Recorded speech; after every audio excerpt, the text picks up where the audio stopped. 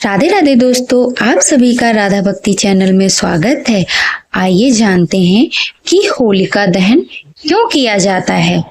आज हम आपको एक विस्तृत और अलौकिक कथा सुनाने जा रहे हैं, जिसमें न केवल भक्त प्रहलाद और होलिका दहन की पौराणिक कथा होगी, बल्कि उन गूढ़ रहस्यों को भी उजागर किया जाएगा जिनका आध्यात्मिक और अलौकिक जीवन से संबंध है।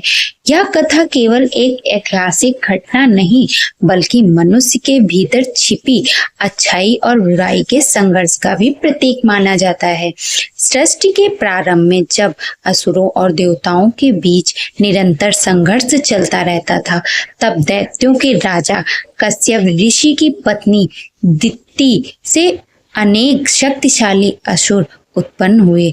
उन्हीं से एक था हिरण्यकश्यप, जो भगवान ब्रह्मा से वरदान प्राप्त कर अमृत की लालसा रखता था।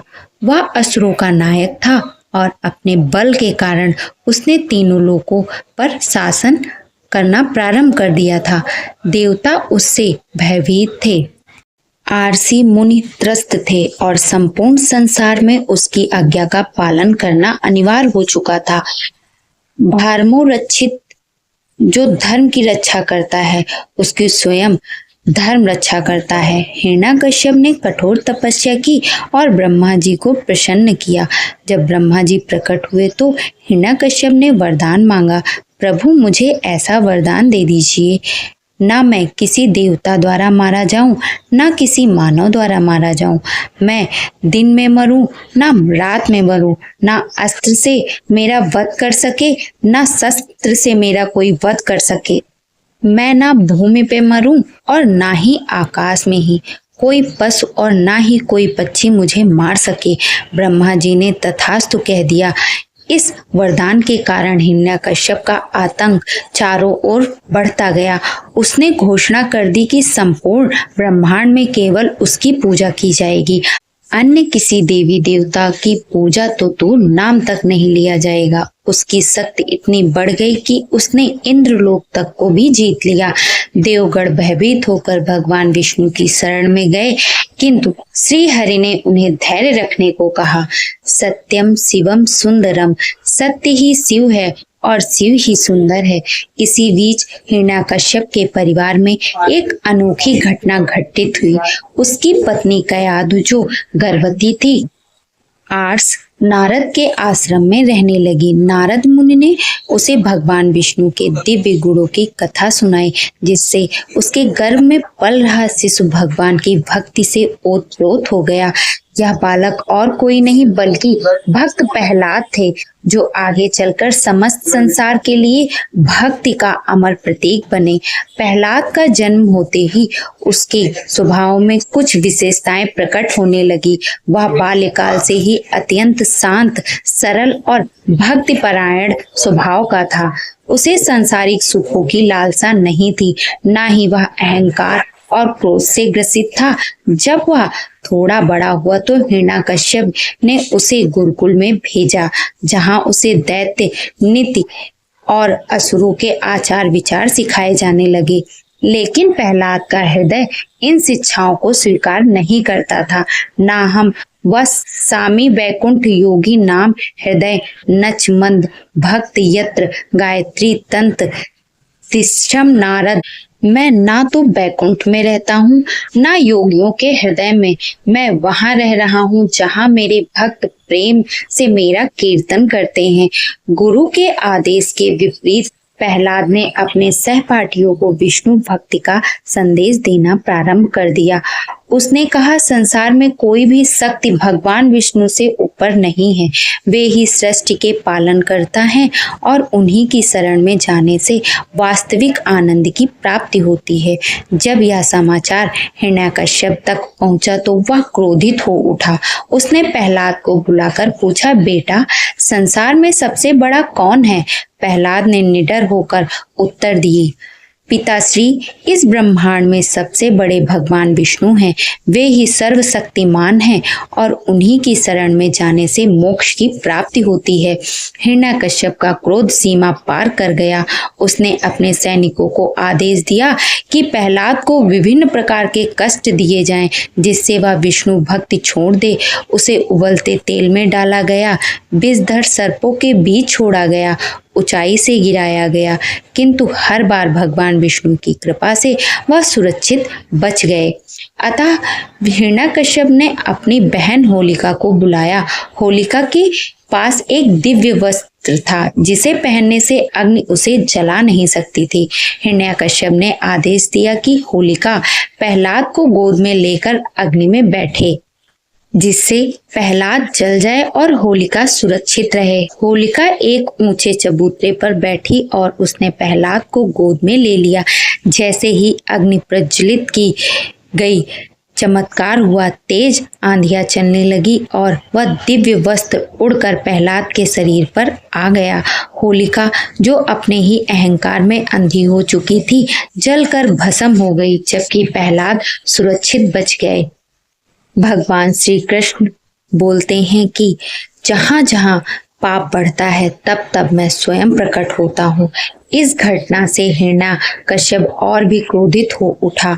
उसने स्वयं प्रहलाद का वध करने का निश्चय किया, लेकिन उसे ज्ञात नहीं था कि स्वयं भगवान विष्णु एक विशेष रूप से प्रकट होकर उसके विनाश का मार्ग प्रशस्त कर रहे हैं। होलिका दहन के पश्चात हिरण्यकश्यप का क्रोध और भी अधिक बढ़ गया था। उसकी शक्ति, उसका अहंकार और उसका अभिमान अब अंतिम रूप से लात के समर्पण और श्रद्धा के सामने चुनौती पा चुका था।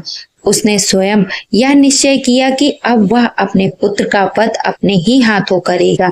वह प्रहलाद के सामने खड़ा हुआ और गर्जना करते हुए बोला, पुत्र, यदि तुम्हारे भगवान विष्णु सर्वत्र हैं, यदि वे वास्तव में सच्चे और सर्वशक्तिमान हैं, तो क्या वे इस खंभे में भी निवास करते हैं?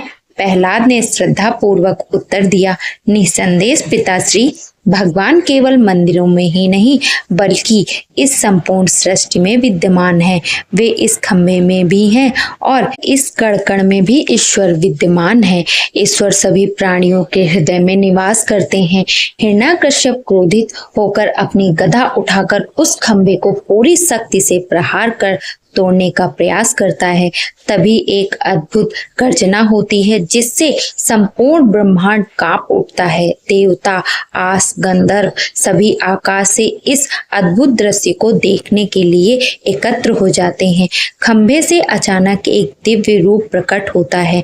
ना वह पूर्णता मानव था, ना पूर्णता पशु। उसका स्वरूप अत्यंत भयंकर था। अर्ध मानव अर्ध सिंह वह थे, भगवान श्री नरसिंह, जो भक्त प्रहलाद की रक्षा के लिए स्वयं प्रकट हुए थे।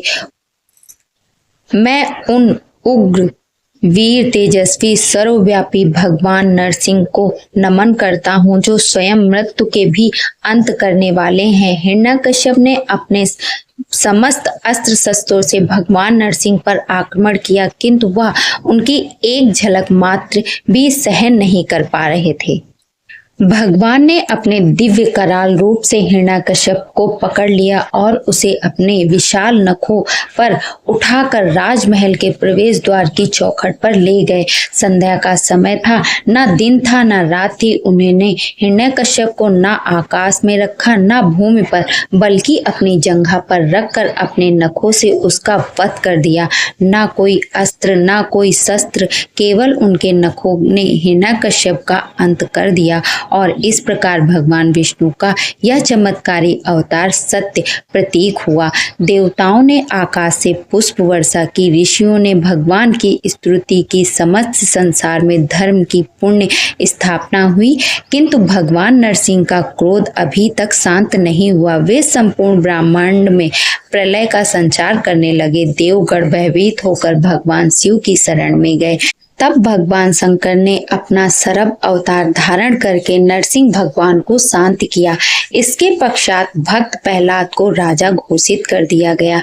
वह एक धर्मपरायण, न्यायप्रिय और भगवत भक्त राजा बने। उनकी शक्ति से प्रसन्न होकर स्वयं भगवान विष्णु ने उन्हें आशीर्वाद दिया, हे प्रहलाद, तुम्हारी भक्ति अमर रहेगी, तुम्हारा नाम सदा संसार में स्मरण किया जाएगा। इस पृथ्वी पर जब भी भक्त संकट में पड़ेंगे, मैं उनके उद्धार के लिए सदैव उपस्थित रहूंगा। नरसिंहा नमस्तुभ्यम भक्ता नाम भय हारने सर्वलोक शरण न्याय भक्त प्रहलाद दाहिने भगवान नरसिंह को नमन, जो भक्तों के भय को हरने वाले हैं, जो संपूर्ण लोकों के रक्षक हैं और जिन्होंने भक्त प्रहलाद को भय प्रदान किया। इस कथा से हमें यह सीख मिलती है कि अधर्म का अंत निश्चित है। जब भी कोई व्यक्ति अहंकार में चूर होकर स्वयं को ईश्वर से बड़ा मानने लगता है, तब उसका विनाश निश्चित हो जाता है। वही जो सच्चे हृदय से भगवान की शरण में जाता है, वह सदैव उनकी कृपा प्राप्त करता है। इस प्रकार होलिका दहन का पर्व केवल बुराई पर अच्छाई की विजय का प्रतीक मात्र माना जाता है। केवल बुराई पर अच्छाई की विजय का प्रतीक मात्र नहीं, बल्कि यह हमें यह भी सिखाता है कि ईश्वर पे अटूट विश्वास और सच्ची भक्ति ही सबसे बड़ी शक्ति होती है। प्रत्येक वर्ष जब हम होलिका दहन करते हैं तो हमें यह संकल्प लेना चाहिए कि हम अपने भीतर के अहंकार, क्रोध, लोभ और अन्य सभी बुराइयों को अग्नि में समर्पित कर अपने जीवन को पवित्र बनाएं। यदि आपको यह कथा पसंद आई हो तो अपने इस चैनल को लाइक, सब्सक्राइब, शेयर जरूर करें और कमेंट बॉक्स में राधे राधे लिखना ना भूलें।